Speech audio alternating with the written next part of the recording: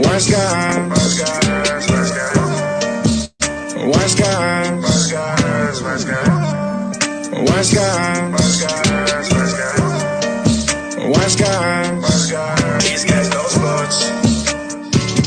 Yeah. These guys know sports. These guys know.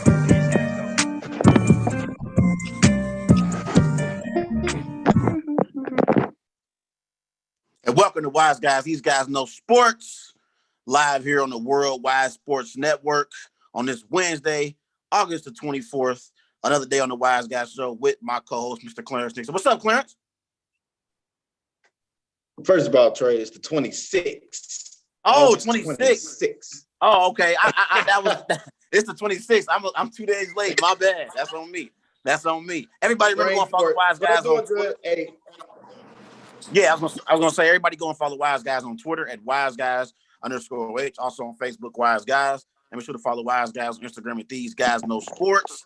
Today is Wednesday, August the 26th. Let's start over. My bad, ladies and gentlemen, for that. I'm looking at our outline. I must have got the days mixed up. I'm still caught up in Mamba Day, Clarence. I'm still caught up on that 8/24, man. That special day that took place on Monday.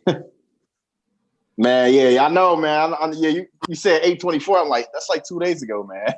Yeah, I'm still caught up in Mamba Day and how the Lakers beat down my Blazers, man, and how Kobe's spirit was felt in that game. And it was, man. It was Kobe was playing in that game. It was Kobe, AD, and LeBron in that game. Yeah. But today we got a serious show ahead for all of our listeners out there. We're on the Worldwide Sports Network. We're going to have a panel tonight of other sports journalists. We're going to have my man, Kam Chancellor, on from Time Out with Coach Cam. We also going to have on my man, Jonathan Mathis, from the World Sports Talk podcast as well. And we also going to bring in my Packer brother and also program director and air personality on the Legacy Makers Sports Network, my man, Darnell Owens as well.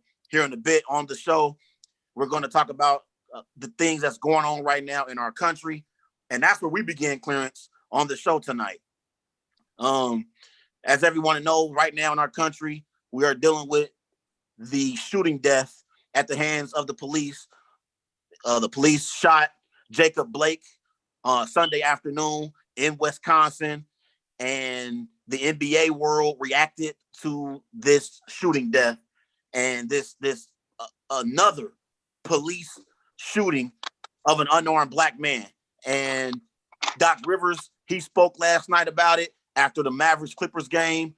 And one of the quotes that he said after the game was, "We keep loving a country that doesn't love us back." I heard Fred VanVleet yesterday also speak out against the social injustices that we're dealing with in our country.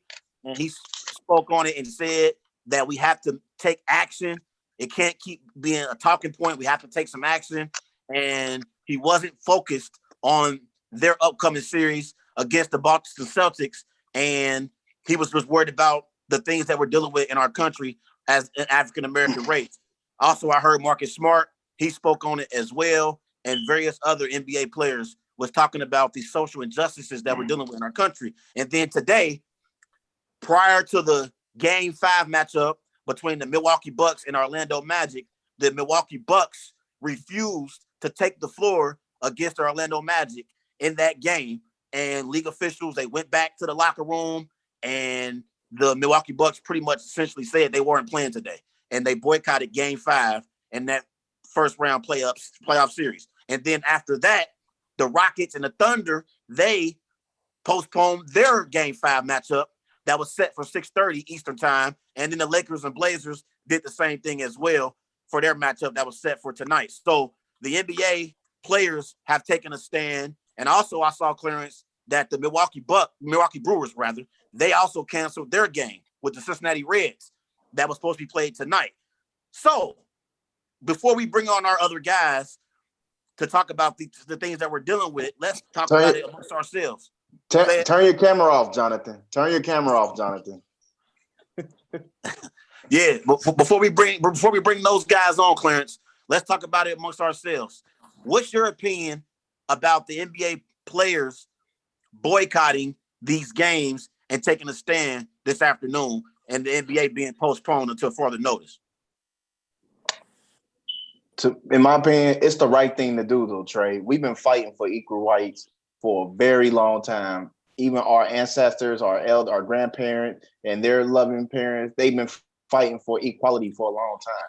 And I think that every sport should take this into consideration. Like this is something this is a movement, a big movement that we are trying to accomplish and trying to really make a change into the United States. Like what Doc Rivers say, the United States love us, but we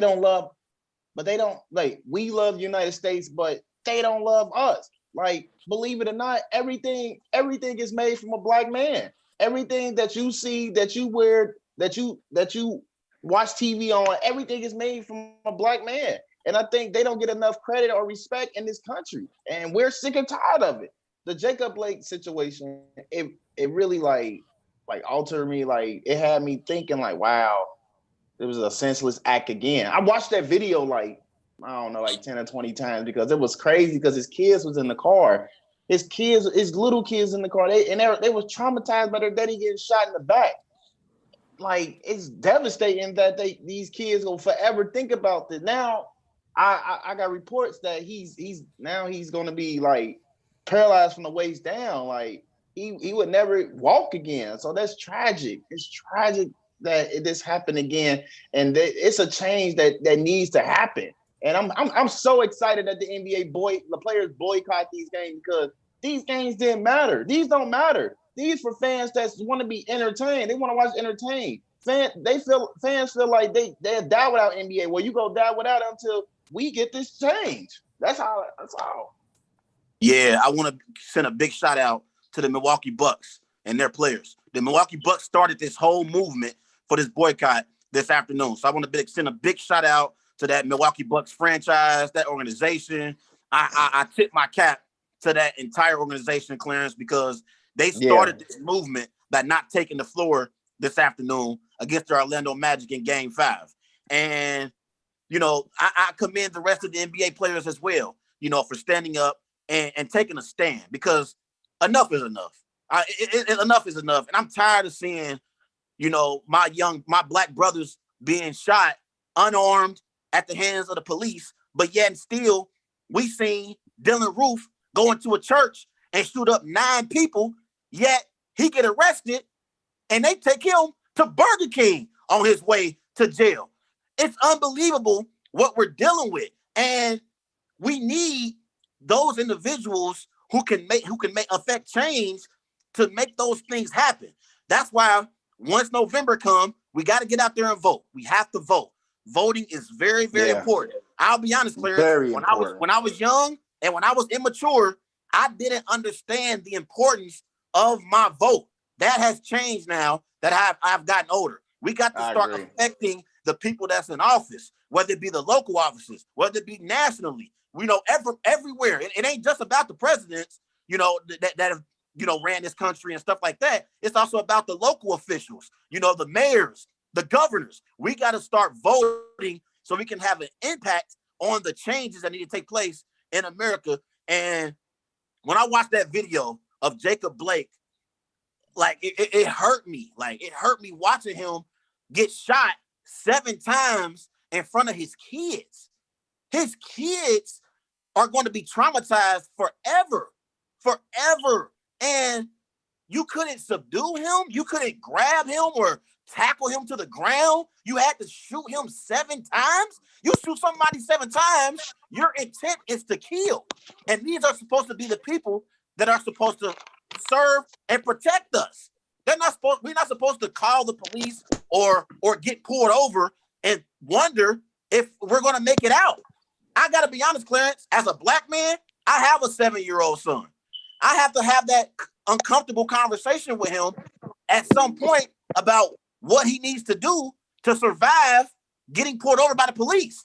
I got to have that conversation with Tremere one day. And he's going to wonder, like, Daddy, my other friends in school, my other white friends in school, you know, they don't have to deal with these things that I have to deal with. Why is that the case? And then I got to get even deeper with my son. It's sad that we have to have these conversations with our kids. Like, even as a 29-year-old African-American male now, I'm paranoid when I get pulled over by the police. Anytime I'm out driving late at night or whatever the case may be, when I'm driving, I am nervous if I see a police officer or if I see a cop get behind me. I know you feel the same way, and people in your family do as well.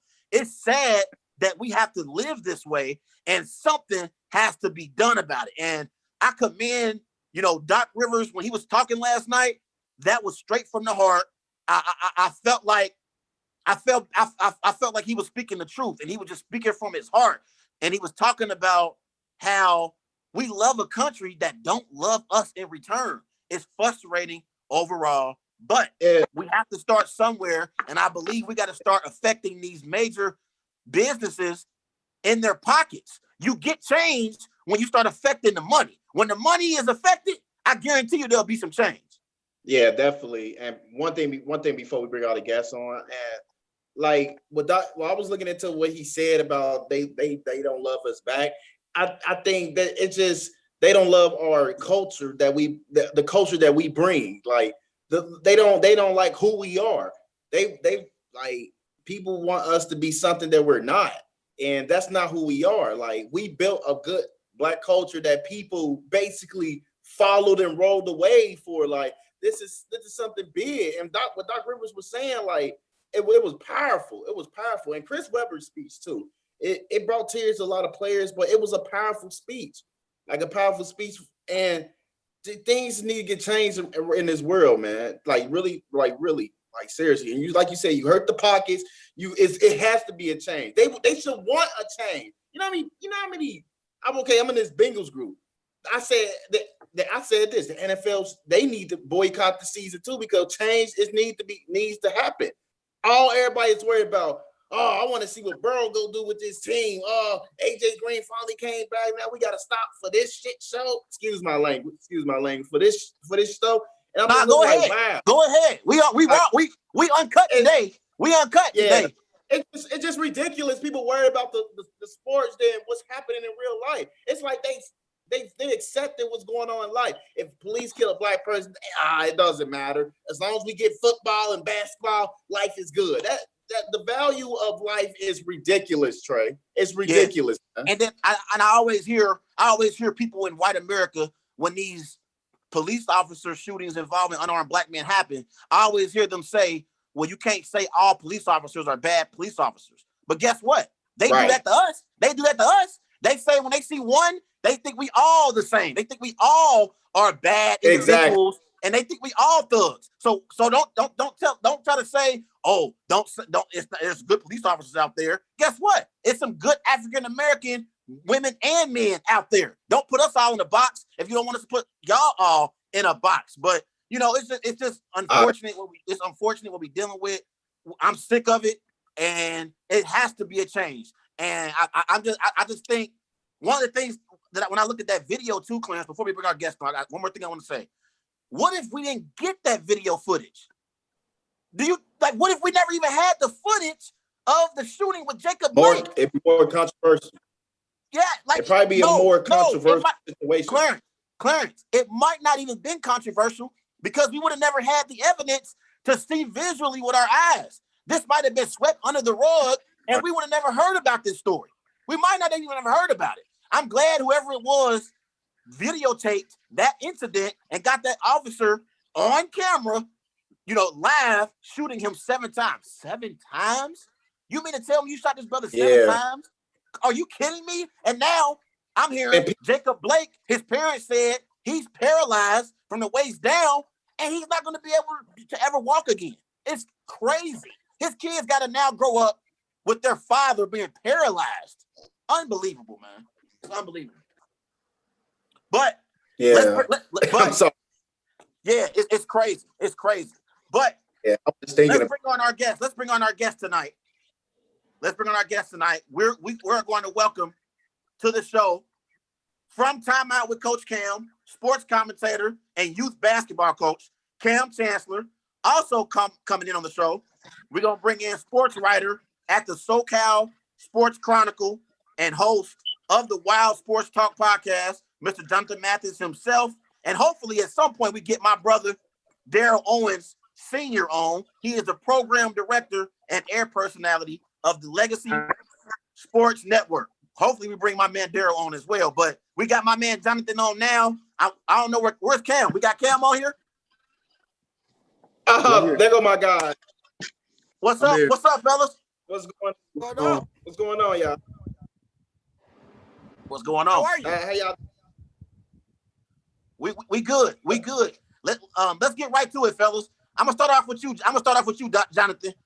We and Clarence already talked about it a little bit. We all know right now we're dealing with the shooting that took place in Wisconsin with Jacob Blake, and we saw last night Doc Rivers spoke about it after the Clippers-Mavericks game, and one of the key quotes that I remember him saying was, "We continue to love a country that don't love us back." I saw Fred VanVleet had some comments on the things that we're dealing with, not even focusing on basketball. I saw Marcus Smart of the Boston Celtics talk about it. I've seen LeBron James speak on it in post-game press conferences. And then today, we know the Milwaukee Bucks refused to take the floor in their Game 5 matchup against Orlando Magic. And then the Thunder, Oklahoma City, and the Rockets, they followed suit and they postponed their matchup in that Game 5 playoffs. And the Lakers and Blazers did the same. So as we bring you on, Jonathan and Kam, I'm going to start off with you, Jonathan. What's your overall takeaway of what's going on right now with the NBA boycotting these games? Well, what it shows you is the link, that Jordan. these players are marching together in unison. They are in the bubble together. They are paying attention. They know what is going on in this country right now.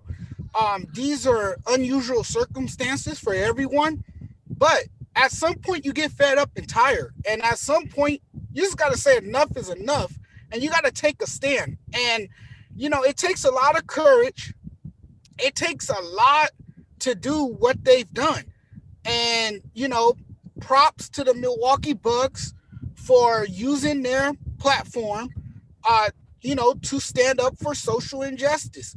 I mean, a lot of these players have a legacy on the basketball court, but a lot of these players too want to leave a legacy off the basketball court, and this is one way to do it. Get involved in your community, make a stand, make your voice be heard. Amplify your voice. I'm not surprised by this reaction. They've been talking about it for a few days. You heard ramblings about, them possibly boycotting the games, and I think it's the right move by the NBA. It's a good look for this league, and anyone who doesn't understand this is part of the problem. Systematic racism is an ongoing issue in this country, and it needs to be addressed. And at what point will it be addressed? This is one way to go about it. Okay, shut down the league. Let's see what happens. But bigger things are gonna have to happen.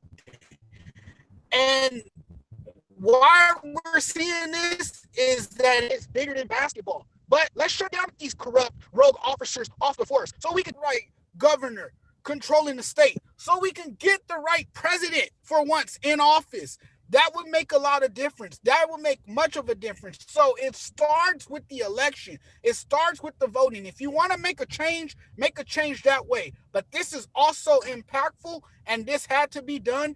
And I applaud every NBA player who today used their platform and said, you know what? To hell with basketball. We're going to sit this one out. Go ahead, Kam. Yes, it's on the floor is yours, Kam. Oh, yeah. First of all, I want to say thanks for having me. I appreciate y'all having me on the show.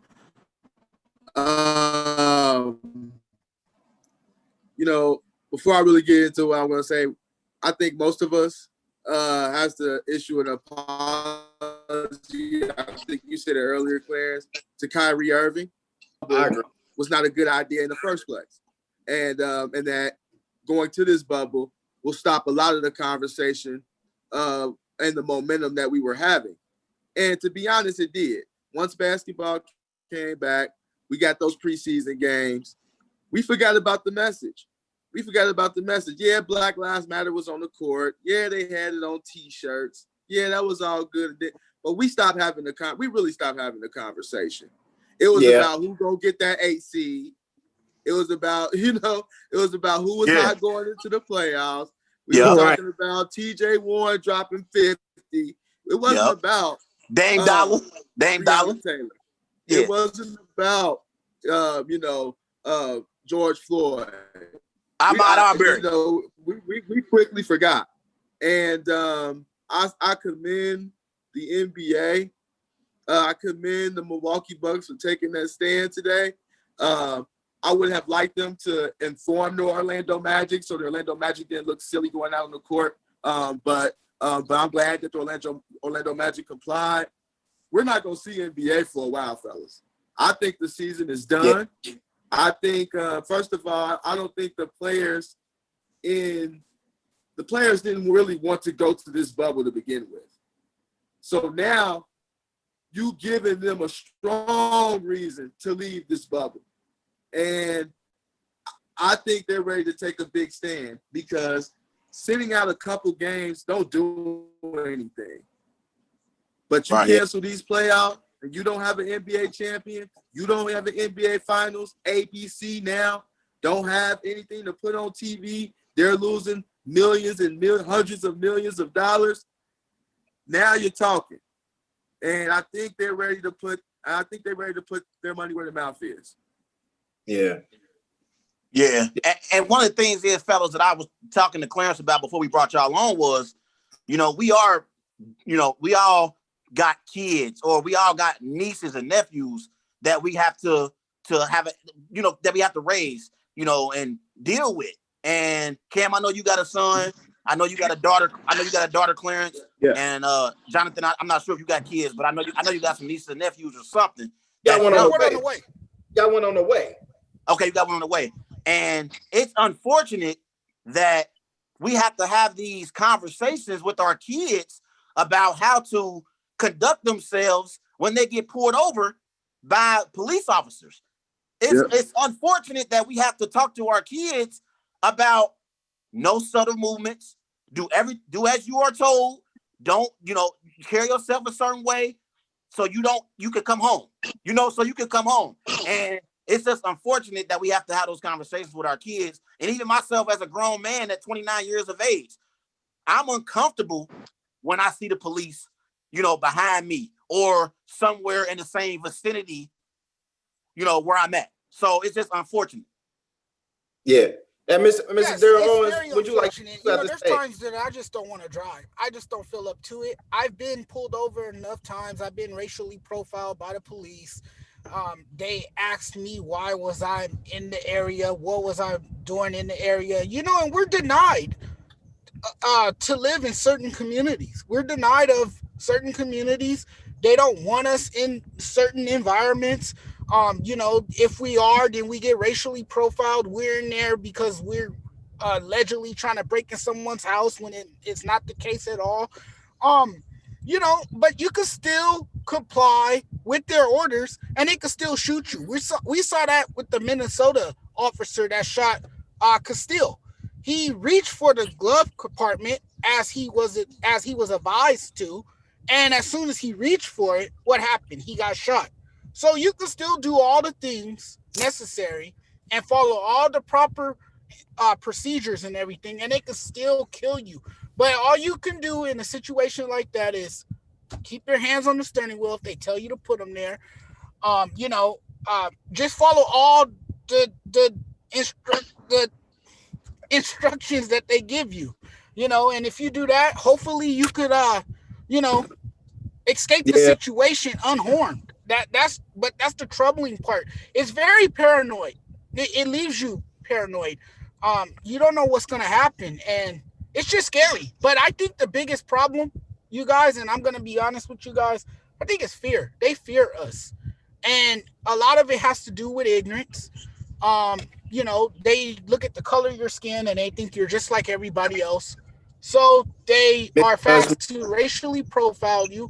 And if you come off the wrong way, they're going to get very hostile with you. And that's what we've been seeing in recent years. It's not right. And enough's enough. Something's got to be done. I mean, Breonna Taylor got shot in her own apartment.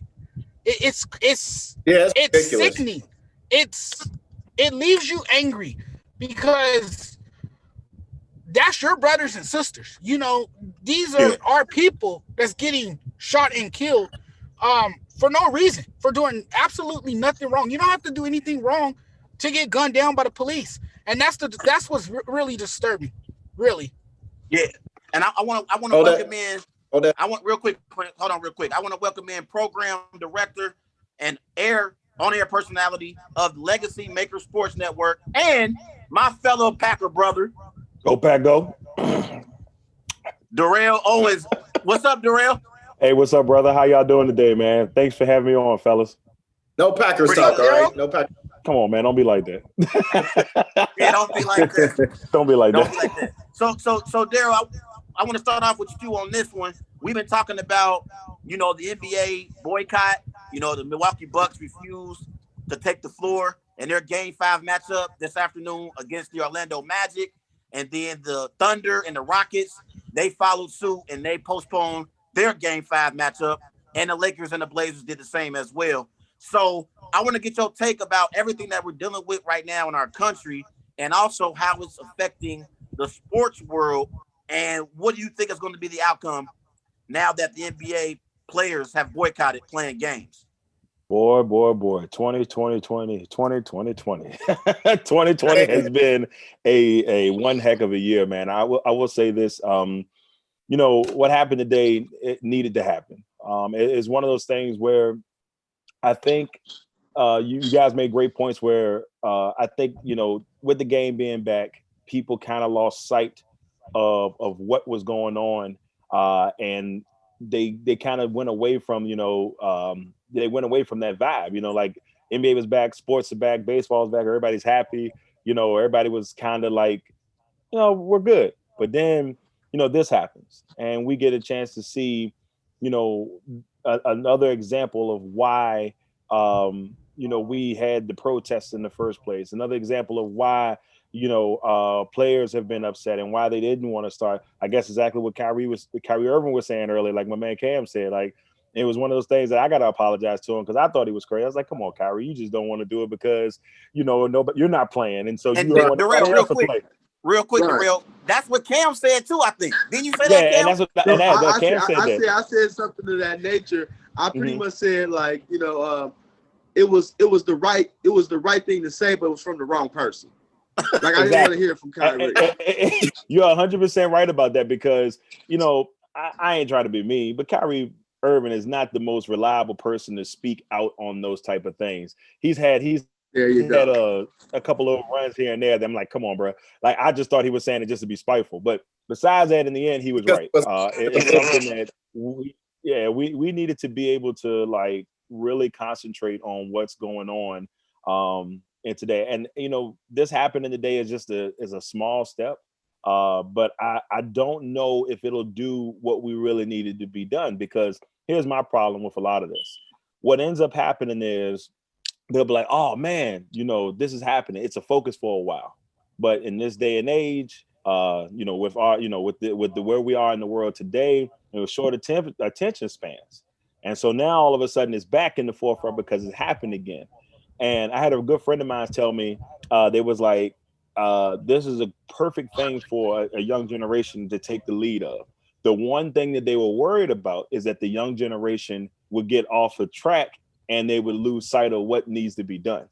And the biggest thing is they try to throw small things in the way to get our minds off of it. Example, we're going to change Angie Mama to Aunt Sheila, or we're going to do that. Why do you have to give us like baby victories in your eyes to try to make it look like, hey, we're trying. Hey, look, guess what? We're doing this. Guess what? We're trying to do this. So that way you don't have to worry about what's going on. But in the end, they're not focusing on the things that need to be done. You know, Breonna Taylor, guess what? They've not been arrested. It doesn't look like it's happening anytime soon. Kentucky has held fast against it. LeBron and multiple athletes have preached about it, talking about, hey, man, you know, say her name. The problem is they feel like if they can just throw a couple of things here and there just to make us happy, then we'll forget about it. And kind of an example, we get the NBA back, a little bit, forgot about it a little bit. It was there, but you forgot about it a little bit. And unfortunately, that's where it is. And until we can get to that vocal point where it's like, look, this is what it is. This is what we need to do to get this change. And the problem is they made it just like Kaepernick's knee. And I know that's a little bit far, but just like Kaepernick taking the knee, they make it political and they find a way to take it away from what the issue actually is into what the issue they want it to be. That's a good point, Darnell. That's the problem, and it happens all the time. It's like you gotta stay focused on what you need ahead of time instead of trying to. But it always happens. You watch it. There's always a way for them to find a way to be like, oh, guess what? That's not happening anymore. It happens every time. That's my biggest problem with it. But I'm glad the NBA did what they did tonight to give, to let people know, hey man, we got to do something about this. You know, we want the reform. Okay, we're not asking for police officers to die. We're not asking for police officers to get hurt. What we're asking for is, hey, treat us with respect, treat us like human beings, and don't stereotype us just because you see black and this and that. That's all we want. We just want to be treated as bingo. Equals. That's all we want. Yeah, and Darrell, you made a great point. You made some great points, bro. And one of the things that I told Clarence a little bit earlier too was, fellas, I hate the fact that you hear when these police shootings happen, you always hear white America. You always hear them say stuff like, oh, just because that was one police officer that did that, don't mean that they're all bad. But guess what? They always group us together. They say we all the same. If it's one, it's 10 of them that's all the same. We're all thugs. We don't get the benefit of, hey, this is a good individual and that's just one bad apple. You know, I don't like the fact that they try to make it seem as if, oh, you know, that's just one bad police officer, but we don't get that benefit. Yeah, I agree with that. I mean, I think that we don't get that look, and you don't say, "Hey, man, is that?" That's what drives me nuts. Look at us as individuals. Don't look at us as, well, let's group it all together. I have family that are police officers. I got 3 or 4 of my cousins are police officers. My uncle, who God rest his soul, died because of this crazy COVID. He was a police officer. My uncle, my mom, police officers. They all served and they were police officers. And I know them personally, and they're great people. So not all police officers are bad, but like you said, they group us as all being bad. So most people don't, it's like, oh, it's not right to group them as all bad. Go ahead, Claire. And it was ridiculous though, guys, though, like how like people was like commenting on the post. Like if ESPN was talking about this, they were just saying he was a criminal. He deserved it. And it was just like, wow. You start Sex seeing offender. all that didn't. That's racist. That's racist. Like he deserved it. He had a criminal record. Like what that had to do with him getting shot and just going into his car? He got shot 7 times in front of his kid. So they trying to just basically put, oh, he's a bad guy anyway, so he needs to get shot. And I'm like, this is ridiculous. Like, so what of his past or whatever he got going on? This guy was unarmed. And then was another post that guy claimed that he had a knife in his hand. And I'm like, what? Where are all these accusations coming from? Like, Wow, man. Like, 7 times back with his kids in the car. That's ridiculous and it's sad. And it's traumatizing. I don't understand. Let's bring I'm my so man. sick of people trying to reach for justification. Why? Yeah, right. Let's bring my man Cam back in here, fellas. Cam, you want to respond to any of the things that we just said? Man, y'all hitting it all on the head, really. And what's so deep about it is that, and like you see some of the Facebook posts and you see some of the people that you conversate on a daily basis with, all of a sudden turn left on you. And it's like, whoa, like where did that come from? Like last couple months ago with the George Floyd thing, you was with us.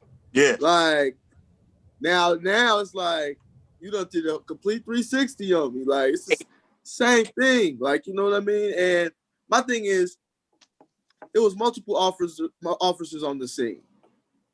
If 2 or 3 officers can't take down one man and apprehend him to the point where they're able to arrest him properly, they don't need to be doing their job. They don't need to be doing that job. I'm sorry. They don't need to be doing that job. Multiple officers should be able to handle the situation, be able to get that young man down to the ground and arrest him. Without, I mean, I don't understand. Like, how does it even get to that point where he's running back to his car? Yeah. That's my whole issue. Yeah. It doesn't even get that far. If you do what you're supposed to do, it doesn't even get that far. Completely agree with you, Cam. And I'll take it a step further. I told Clarence this earlier. What if we didn't have the video footage that we had of this incident? This would have got swept under the rug. I remember I talked about months ago. Me and Clarence talked about it before it even blew up. I talked about the Breonna Taylor situation. Fellas, the Breonna Taylor situation, that happened before the George Floyd incident. But I think those Louisville police officers, they tried to sweep that Breonna Taylor situation under the rug. That was my feelings about it. I felt like they was trying to sweep it under the rug so no one would know about it, and it didn't get the national attention that it should have when it first initially happened. I feel like the Breonna Taylor situation didn't blow up until the summer. It happened in February. In February. Yeah, you're right. You're right. And that Daniel Cameron, man, he's awful. He is awful. He is the guy that's supposed to be in charge of convicting him. I mean, who is Daniel? He's ridiculous. Is he the mayor? It's ridiculous. It's really ridiculous at this point. And I don't know what we can. And the thing is, everybody's looking like, oh, why the NBA boycott? What are they gonna do to push this movement? I'm like, give them time. Why do we have to rush to figure out what they want to do? Right. You know what I mean? The first step was, okay, let's boycott, let's affect these pockets. Then let's bring our heads together and let's see what we can do to move forward. There's no need to rush the movement, but gradual steps do need to be taking place, but it has to be taking place the right way. We got to do this the right way, and I think we're headed towards that because they're being organized about it.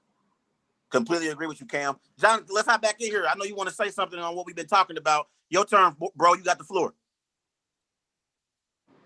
Yeah, man, I just want to say once again that I think the NBA has done a great job throughout this entire process. I think they've done a great job during this pandemic as well.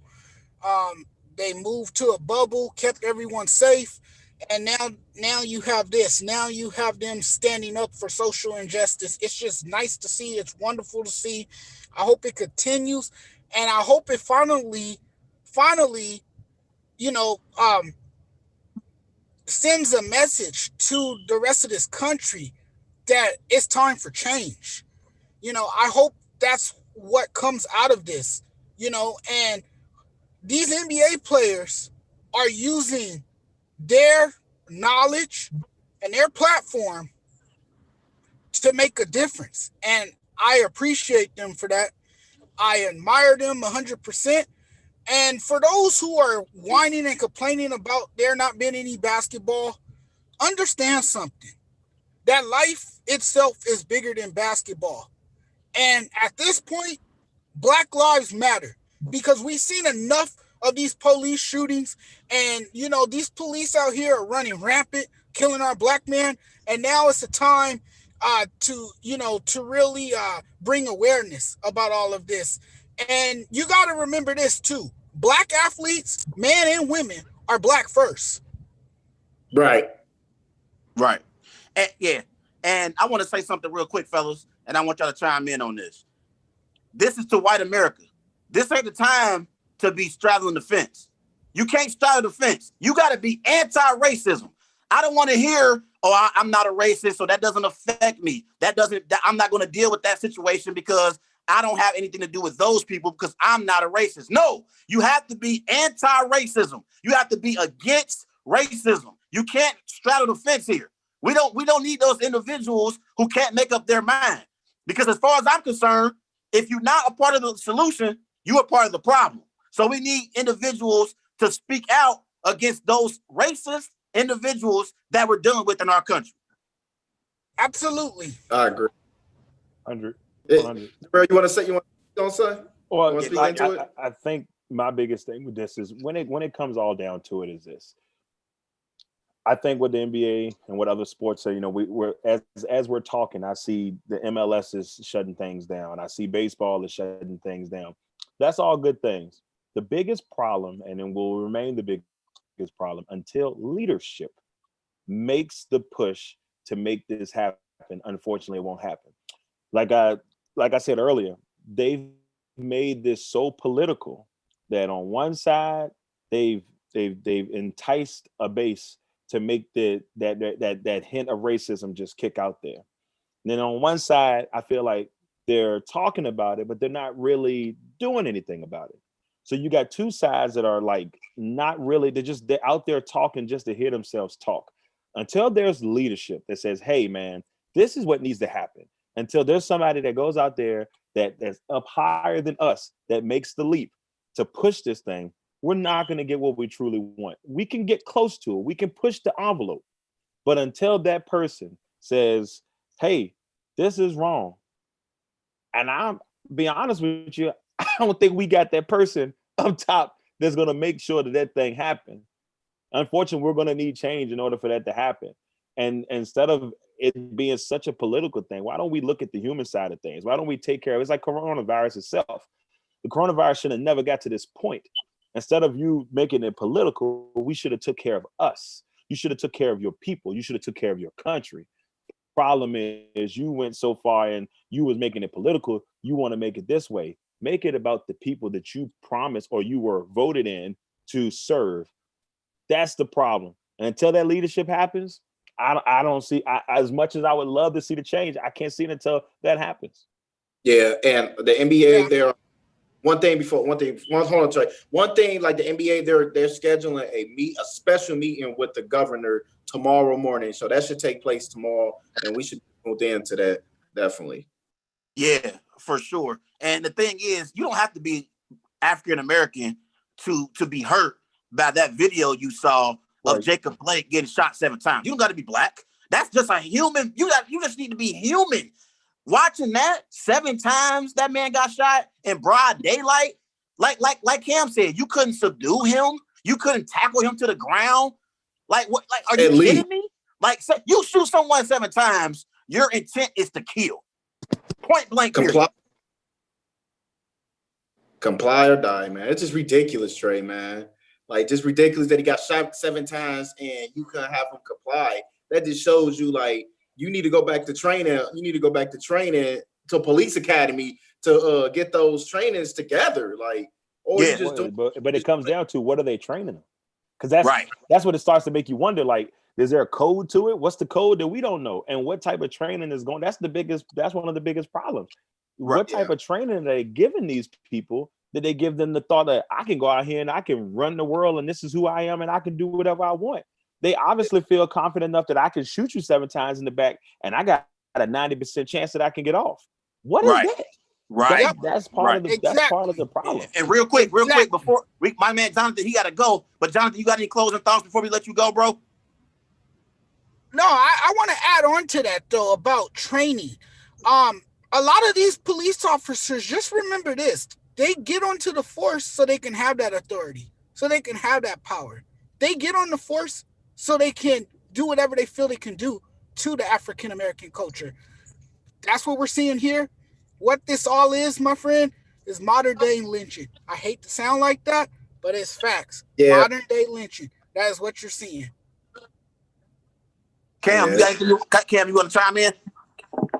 Hey, no, that pretty much. I definitely agree. I think that the needle will be moved a bit. But like Darrell said, man, until we have someone like a real leader step up and push this thing, it's gonna be hard. Like I said, we need reform. We need police reform. We need resources in our communities to be successful. Like that's where it starts. There, like Chris Webber, he kind of touched me when he said, when he saw Charles Barkley come to his high school, and he actually saw it. Like he actually saw an NBA player. You know what I mean? And it's so many of our kids that have the dream, but they don't see it. They can't see it. You know what I mean? Right. That little light that Chris Webber had, just seeing Charles Barkley and meeting him like this is possible, gave him that push. And we need those resources, in our community. It starts there. Police reform, but that's a long way to go. That's a long way to go. We've came a long way. We've had a black president and everything, but nothing has changed. Our community is still suffering. Yeah, one more thing I was gonna say too, fellas. I got one more thing I want to say before we let y'all go. I was gonna say, in order for us to have change, we need those white individuals who are athletes to speak up as well. I'm calling out Aaron Rodgers. I love you, bro. I think you're the best quarterback in the NFL still, but we need you. We need you, Tom Brady, Mr. 6-time Super Bowl champion. We need you, J.J. Watt. The ambassador that he is in that Houston community. We need those white athletes to step up and speak out on behalf of the Black African American community and the social injustices that we're dealing with. Definitely though. I would think Oscar Robertson, white athletes in general, needs to speak up because they want change. They need to make a change. Definitely. Yeah. Now, real quick before we get out of here, any of y'all got any closing thoughts before we go? Peace. All right. See y'all. Thank you guys for having on, man. Thank you for joining the show, fellas. Thanks for having us. It's a pleasure. Y'all got social media, y'all shows, man. Definitely shout them out. Yes, sir. Yeah. Have a good one, fellas. Peace. Big L. CLG. Thank you, fellas. All right. All right, bro. That was a nice conversation that we had with my man Kam Chancellor from Time Out with Coach Cam, my man Jonathan Mathis from the SoCal Chronicle and from the Legacy Makers Sports Network. My man Darnell Owens was on the show, bro. So that was some nice conversations that we had about what we're dealing with in our country. But we got about 9 minutes left before we get out of here. Let's talk about some football, though. We're going to talk a little sports today on the Wise Guys Show, as Ezekiel Elliott is coming into this season motivated after recovering from the coronavirus that caused him to miss a month worth of workouts this offseason. He says he's been working on his receiving game and practicing a lot from the slot. He says he has a lot to prove and he has high expectations for himself this season. So my question for you, Clarence, do you expect a bounce back year from Zeke? Okay, let me say this in my Trey Larkins voice.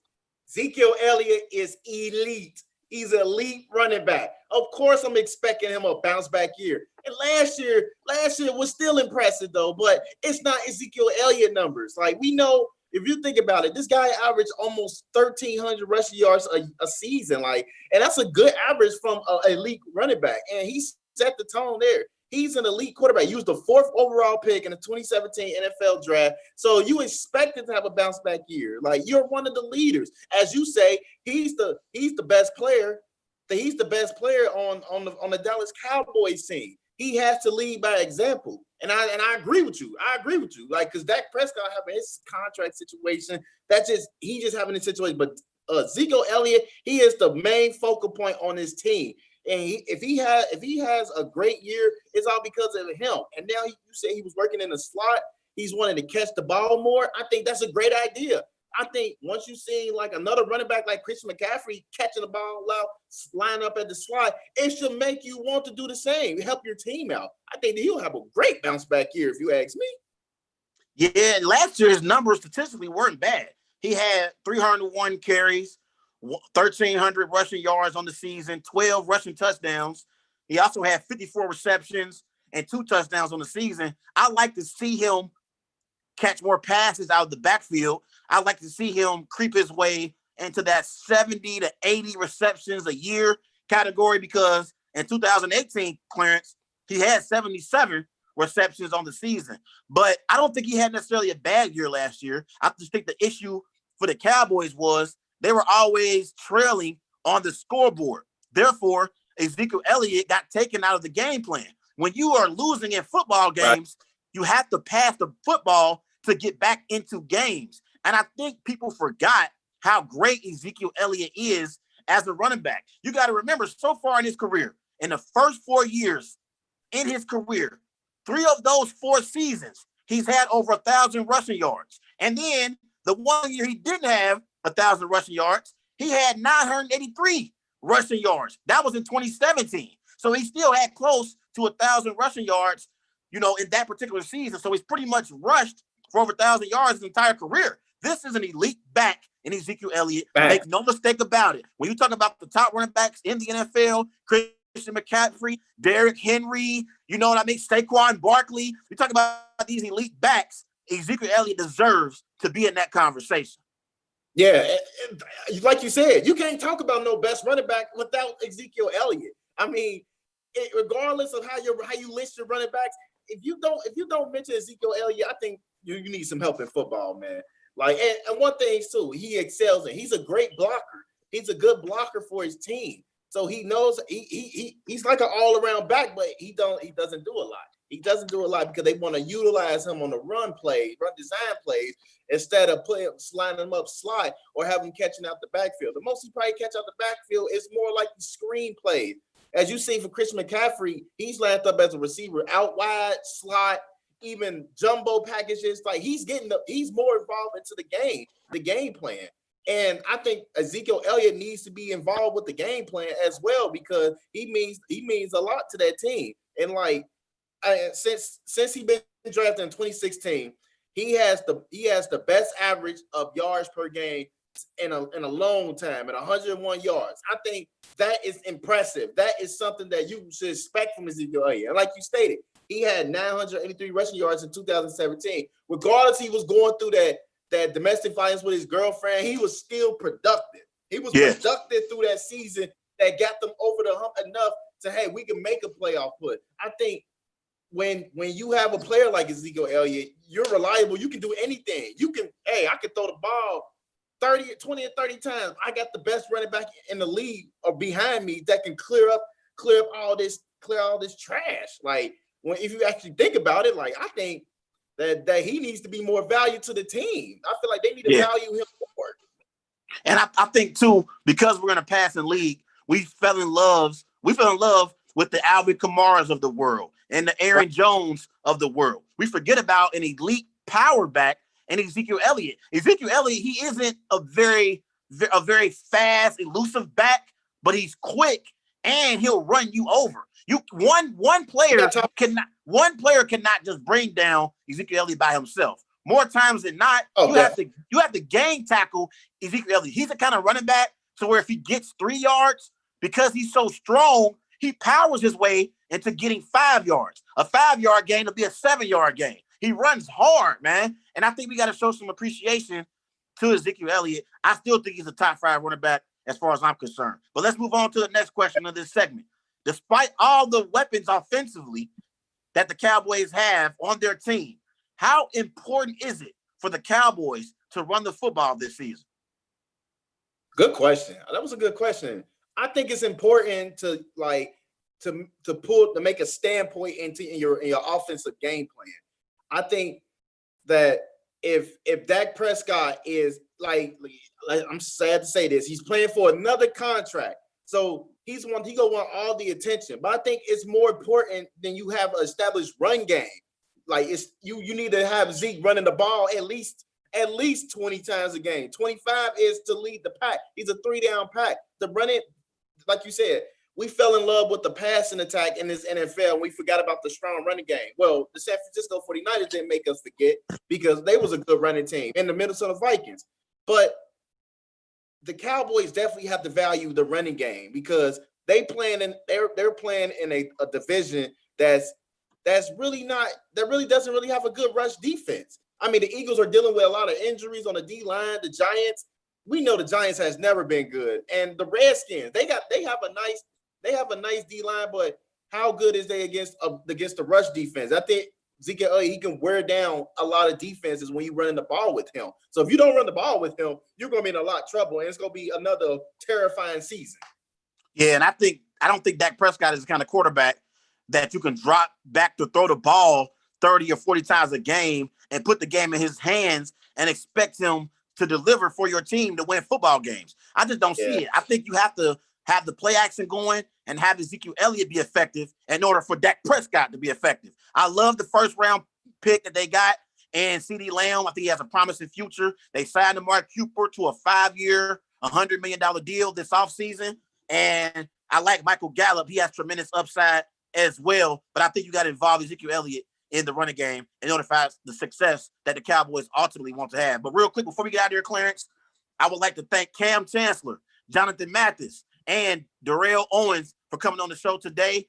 It was a great show on Wise Guys. Everybody remember, go and follow Wise Guys on Twitter at WiseGuys_H. Also on Facebook, Wise Guys. And be sure to follow Wise Guys on Instagram at These Guys Know Sports. We are live on the Worldwide Sports Network. Hey, Clarence, I'll see you Friday. We'll talk more about everything that's going on in the sports world and all of the social injustices that we're dealing with in our country, bro. You have a good night. Yep. Too, man. All right.